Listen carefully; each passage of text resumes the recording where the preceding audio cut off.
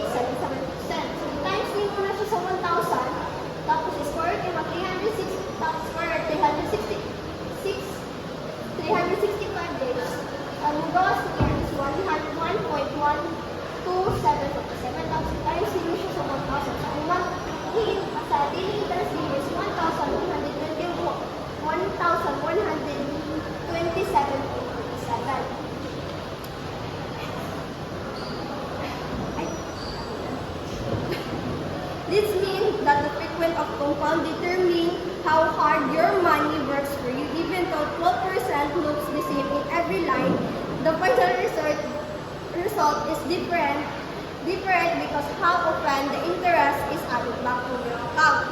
And the reason is the daily stock of 1,187.47 is higher than the annual total rate na 1,120 is that with daily compounding because annually you wait 306 in annually magulat ka what year sa daily is magulat ka 365 days then the given is 12% month but in daily bank give you a tiny slice of earning in every single day. By the day 2, you are not just earning interest on 1,000 pesos, but in day 1, the interest already earned already extra 7.47 pesos. Might seem small, but over many years or with a larger amount of money, that gap will become massive. Next is perpetuity. Perpetuity is an infinite series of renewing payment of equal face value, like a stream and like an endless stream where most investment like car loans or saving bonds have an end or maturity, but in perpetuity does not have as long as the organization manage the money exists, the money continues. And this is the formula of the present value. PV of the perpetuity is PV is the present value and A is the fixed earning payment divided by the I is the interest rate or discount rate